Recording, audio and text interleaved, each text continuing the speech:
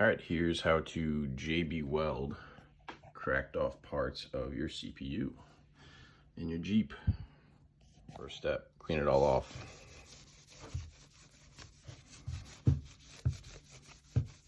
So I can actually tell that somebody tried to repair this before. You can see here there's a little bit of discoloration. You see that brown there? It looks like some kind of JB weld or some kind of sealant that they tried to put in there, an adhesive of some sort. So I'm going to clear that off so that I can get a nice clean surface to do it correctly. All right, you can see now, cleaned off all the stuff. There's a little residue here. I'll try to knock that off real quick. Yeah, it's kind of stuck on there. That's the only place it was stuck on pretty good. But yeah, you can see here, we go to set it on. Perfect fit. So I'll put a little JB weld underneath and seal it off, allow it to set up, and it should be good to go.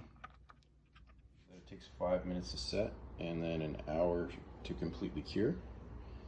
So we can see it's on there pretty good. It's only been about 2 minutes, but I think we got a nice repair here. And there's the side that wasn't broken off. So yeah, we're in good shape.